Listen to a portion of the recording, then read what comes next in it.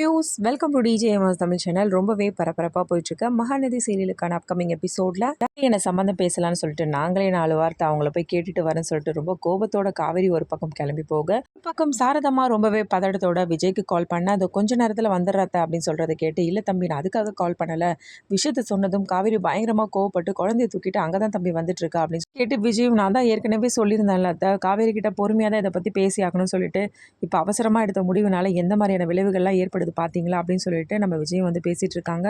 ஏதோ ஒரு ஆதங்கத்தில் நானும் இவகிட்ட இந்த விஷயத்தை பற்றி பேசிட்டேன், ஆனால் இவ இங்கே பேசுறதை விட அங்கே வந்து என்ன பிரச்சனை பண்ண போறாலும் தெரியல. எனவே நடந்த விஷயம் தெரியாமல் உங்கள் வீட்டு ஆளுங்க கிட்ட கோவமாக தான் பேசியிருப்பீங்க, தெரியாமல் இவளும் வந்து பயங்கரமாக சண்டை போட போகிறாலும் எனக்கு ரொம்ப பயமாக இருக்குது தம்பி, நீங்கள் தான் கொஞ்சம் பார்த்துக்கணும் அப்படின்னு சொல்லிட்டு சாரதம்மா பேசிட்டு ஃபோனை வைக்க, நேரத்தில் குழந்தைய வந்து பயங்கர கோபத்தோட தூக்கிட்டு வர காவேரி கிட்ட இருந்து குழந்தைய வாங்கி ராதம்மா கொண்டு போய் கடத்த, எல்லாரும் இங்கே தான் இருக்கீங்களா, எங்கே அவரு இதை பற்றி பேசி முடிச்சு சண்டை போடணும் தான் நினச்சேன், ஆனால் குழந்தை இருக்கிற ஒரே காரணத்துக்காக மட்டும்தான் வந்து நான் இதை பற்றி பேசாமல் விட்டேன். பரவாயில்ல, நீங்கள் எல்லாரும் இருக்கிறது நல்லதாக போச்சு, இதை பற்றி பேசுறதுக்கும் நல்ல ஒரு வாய்ப்பு அமைஞ்சிச்சு அப்படின்ற மாதிரி வந்து பேச ஆரம்பிக்கிறாங்க. இந்த முடிவை வச்சுங்க நீங்கள் வந்து வீட்டில் என்னை வந்து பொண்ணு கேட்டீங்க அப்படின்னு சொல்லிட்டு காவேரி பயங்கரமாக சத்தம் போட ஆரம்பிக்கிறாங்க. கல்யாணமாகி குழந்தையும் இருக்கிற ஒருத்தருக்கு என்ன எப்படி வந்து நீங்கள் பொண்ணு கேட்கலாம் அப்படின்னு சொல்லிட்டு கத்த ஆரம்பிக்கிறாங்க.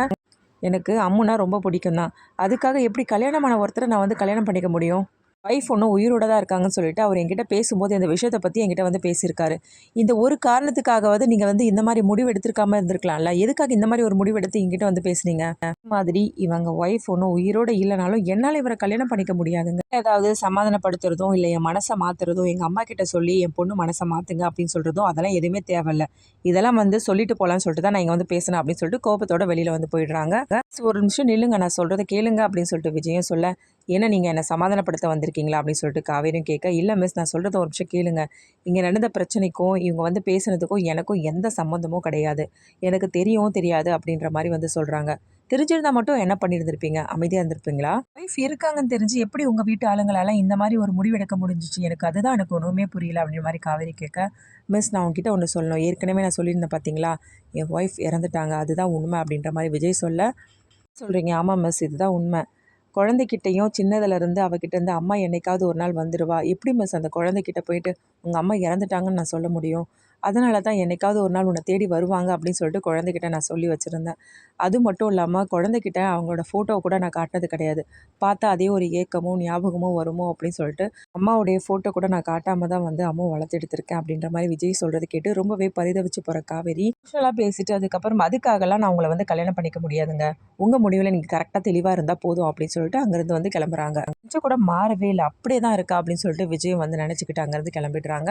பக்கம் நடந்த விஷயத்தை பற்றி சாரதம்மா அவங்க 2 பொண்ணுங்கிட்டையும் வந்து ஃபோன் பண்ணி வீடியோ காலில் வந்து சொல்லிட்டு இருக்க தருணத்தில், என்னம்மா காவேரி கிட்ட இதை பற்றி பொறுமையாக தானே பேசணும்னு நினச்சிட்டு இருந்தேன், அப்புறம் எதுக்காக அவசரப்பட்டு பேசினேன் அப்படின்னு சொல்லிட்டு கேட்க, எனக்கே தெரியலடி, ஏதோ ஒரு ஆதங்கத்தில் அவகிட்ட நான் சொல்லிட்டேன், ஆனால் அவள் இந்த அளவுக்கு கோவப்படுவான்னு எனக்கு தெரியாமல் போச்சுடி அப்படின்னு சொல்லிட்டு சாரதம்மா சொல்கிறது கேட்ட யமுனா, அக்கா கிட்ட எப்படி பேசி புரிய வச்சுருந்தாலும் அவள் இந்த அளவுக்கு தாம்மா கோவப்பட்டிருப்பா, அங்கே போயிட்டு என்னென்னலாம் பேச போகிறான்னு தெரியலையே அப்படின்னு சொல்லிட்டு சொல்ல, ஏற்கனவே நானே பயத்தோடு இருக்கேன்டி, நீ வேற ஏன்டி அப்படின்னு சொல்லிட்டு வந்து சொல்லிட்டு இருக்காங்க. அந்த நேரத்தில் காவேரியும் வர 2 பேரும் வந்து ஃபோனில் அம்மா கிட்ட பேசிகிட்டு இருக்காங்கன்னு தெரிஞ்சு என்ன பண்ணுறாங்க, வாங்கி பேச ஆரம்பிக்கிறாங்க.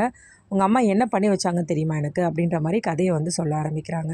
அதுவும் யமுனா பார்த்தீங்கன்னா அவர் பார்க்கவும் நல்லா இருக்காரு, நல்லாவும் பேசுகிறாருக்கா, அவரை கல்யாணம் பண்ணிக்கிட்டா தான் என்ன அப்படின்னு சொல்லிட்டு யமுனா ஒரு பக்கம் சொல்ல, என்னடி அம்மா தான் இப்படி பேசுகிறாங்கன்னு பார்த்தா நீயும் இப்படி சொல்கிறியே, இன்னொரு பக்கம் வந்து கங்காவும், ஆமாண்டி நான் தான் ஏற்கனவே சொல்லியிருந்தேன்ல, அவர் நல்ல மனுஷனாக இருக்காரு, நல்லா பார்க்குறாரு, உனக்கும் வந்து அந்த குழந்தை ரொம்ப பிடிச்சிருக்கு, அப்புறம் கல்யாணம் பண்ணிக்கிட்டா என்ன அப்படின்னு சொல்லிட்டு கங்கா வந்து சொல்ல ஆரம்பிக்கிறாங்க.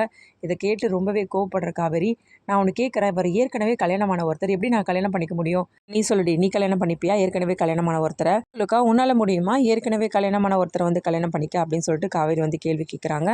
காவேரி ஏன் இப்படிலாம் வந்து பேசிகிட்டு இருக்க, ஏன்னா எனக்கு ஒன்று மட்டும் புரியல, நீங்கள் 2 பேரும் ஏன் இப்படி பேசுகிறீங்கன்னு சொல்லிட்டு, ஓ அம்மா தான் அவங்க 2 பேர்கிட்டையும் வந்து பேசி எப்படியாவது அவளை வந்து சம்மதிக்க வைங்கன்னு சொல்லிட்டு இருந்தாங்களா, அப்படிலாம் இல்லை காவேரி, அப்புறம் எதுக்காக, இனிமேல் நான் தான் சொல்கிறேன் இந்த விஷயத்தை பற்றி என்கிட்ட பேசாதீங்க, அவங்ககிட்டயும் பேசி புரிய வைங்க, இனிமேல் இந்த விஷயத்தை பற்றி எடுக்கக்கூடாது அப்படின்னு சொல்லிட்டு கோவத்தோட ஃபோனை கொடுத்துட்டு கிளம்பிடுறாங்க. நம்ம சாரதம்மா ரொம்பவே வருத்தத்தோட என்னடி பண்ணுறது அப்படின்னு சொல்ல, அம்மா நீ ரொம்ப கவலைப்படாதம்மா, அந்த விஷயத்தை பற்றி விடு, இப்போதைக்கு அவளை போய் சமாதானப்படுத்து, அவளுக்கு எப்படியாவது பேசி புரிய வச்சு விஜய் வந்து திரும்பவும் கல்யாணம் பண்ணிதாம்மா வச்சு ஆகணும் அப்படின்னு சொல்லிட்டு கங்கா பேசிட்டு வந்து ஃபோனை வைக்கிறாங்க.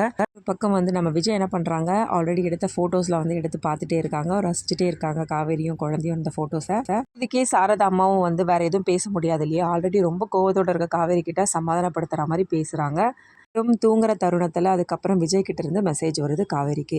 நோட்டு வந்து அனுப்புகிறாரு. என்னை மன்னிச்சிருங்க மிஸ், நடந்தது எல்லாத்துக்கும் நான் சாரி கேட்டுக்கிறேன். இனிமேலும் வந்து கோவப்படாதீங்க, பழைய மாதிரி வந்து பேச ஆரம்பிங்க அப்படின்ற மாதிரி வாய்ஸ் நோட்டை வந்து காவேரிக்கு அனுப்ப, ஏன்னா இந்த டைம்ல வந்து இவர்கிட்ட இந்த மெசேஜ் வருது அப்படின்னு சொல்லிட்டு வாய்ஸ் நோட் எடுத்து வந்து படித்து பார்க்குறாங்க. இப்படி பேசுனதுக்கு அப்புறமாவது நம்ம காவேரி பழையபடி விஜய்கிட்டையும் குழந்தைகிட்டையும் நடந்துக்கிறாங்களா, இல்லை ஏற்கனவே உள்ளதை வந்து மனசில் வச்சுக்கிட்டு ரொம்பவே வந்து ஹார்ஷாக வந்து பேச முயற்சி பண்ணுறாங்களா, இது எல்லாமே தெரிஞ்சுக்கலாங்க. அதுக்கு மறக்காம சேனலை வந்து சப்ஸ்கிரைப் பண்ணிக்கோங்க. கூடவே இருக்க அந்த பெல் ஐக்கனும் கிளிக் பண்ணிடுங்க. அப்போ தான் நான் போடுற அடுத்தடுத்த வீடியோஸ் உங்களுக்கு நோட்டிஃபிகேஷனில் வரும். ஓகே வியூவர்ஸ், தேங்க்ஸ் ஃபார் வாட்சிங் திஸ் வீடியோ.